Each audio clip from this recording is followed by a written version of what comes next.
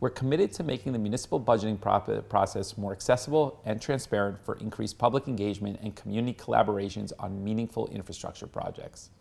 I think we all can agree that this pandemic has opened our eyes to the importance of open space more so than ever before. Around the state, it has underscored the critical need for parks and outdoor recreational spaces. Parks are no longer a luxury, but rather they've become a necessity, especially in urban areas like Jersey City. That's why I'm pleased to announce the launch of a new year-long initiative in 2022 called the Year of Open Space. The goal is to reimagine existing public spaces for a post-pandemic world and create more innovative, non-traditional public spaces throughout the city, such as pocket parks, pedestrian malls, plazas, and other outdoor areas. Investing in parks and open space is my personal priority because the return on these investments is invaluable. Access to open space improves residents' mental and physical health, it improves property values, it improves environmental impacts, increases community engagements, and other intangible benefits.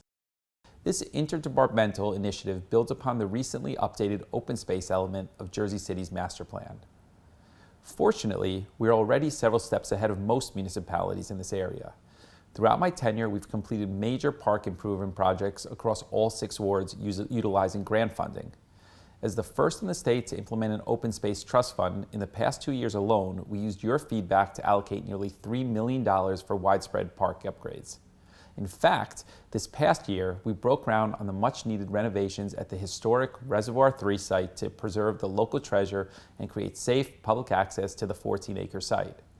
It had been talked about for more than 30 years without any progress until we joined this neighborhood residents and advocated to plan and fund the preservation project.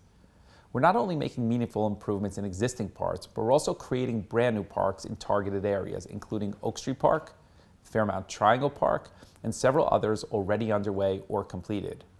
We're investing $10 million to create Skyway Park on our west side, transforming a 35-year-old toxic Superfund site into 30 acres of park space with a COVID tree grove memorial along the Hackensack River waterfront. This past summer, we built and opened the award-winning Mary Mcleod Bethune Park in Bergen, Lafayette, with a 9-foot bronze statue honoring the civil rights leader. This is the first statue in Jersey City to honor an African-American woman. The park has quickly become a valued extension of the Bethune Community Center located across the street, and now the extension allows for more outdoor community-centric programming. Elsewhere in the city, the recent transformation of vacant land into Coles Park is part of our approach to developers, which mandates community givebacks at zero taxpayer expense while also benefiting the surrounding community. We are the first administration in decades to build brand new parks and public schools at no cost to Jersey City residents. Developers have become well aware that in Jersey City, we demand the surrounding community share in the benefit, and that's what's happening. We've become a national model for smart growth by leveraging development and the private sector to incorporate key community benefits, such as the construction of brand new public schools to alleviate the school system's overcrowding and long wait lists while providing top quality educational opportunities for our youth. We're also looking to other innovative partnerships as a way to reimagine our public school education. Just a few months ago, we broke ground on SciTech City. The event signified much more than just shovels in the ground. It ignited a groundbreaking shift to the way we approach public education and create real, career-launching opportunities for our local youth. Today, construction is underway at the 30-acre site, delivering what we set out to do with a one-of-a-kind campus bringing together scientists, community leaders, teachers, students, innovators, and entrepreneurs in a unique setting that will become a sought-after destination for inspiration and innovation. Liberty Science Center High School will be a centerpiece of SciTech City, with Phase 1 scheduled to open by 2024.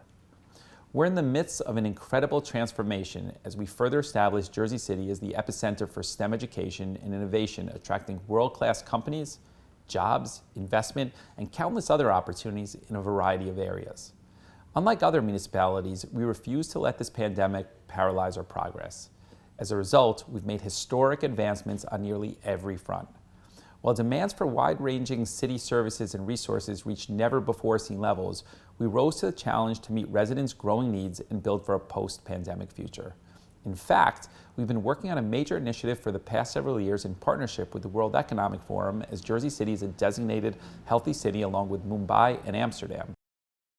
I'm excited to announce a multifaceted technology-based health initiative to make measurable long-term impacts on improving the overall health of our Jersey City community.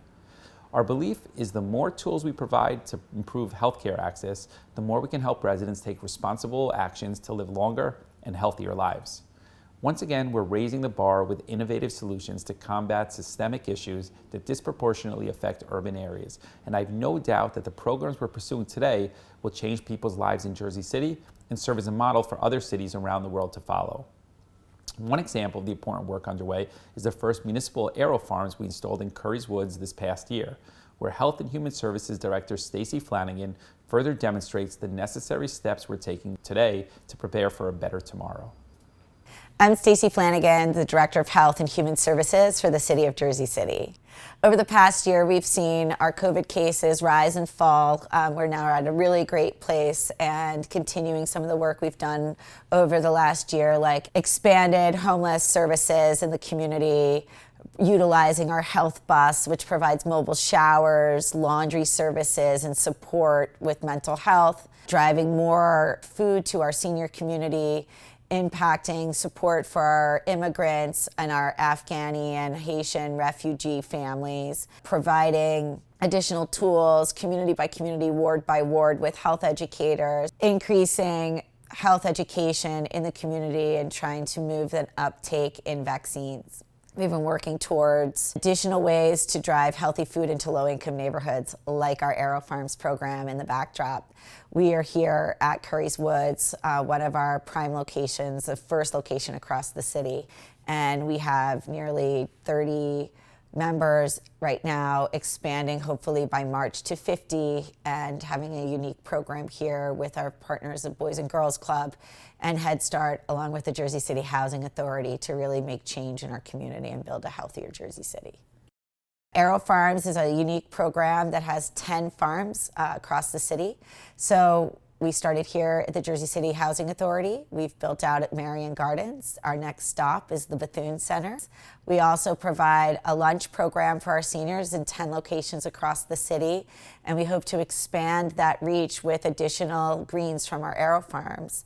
We understand that every neighborhood has increased homelessness due to increased issues of job loss and economic insecurity over the course of this COVID crisis. And so we've expanded our program to add additional outreach workers that have been trained across the city with other partners to get into additional housing services or job training services, mental health services, addiction services.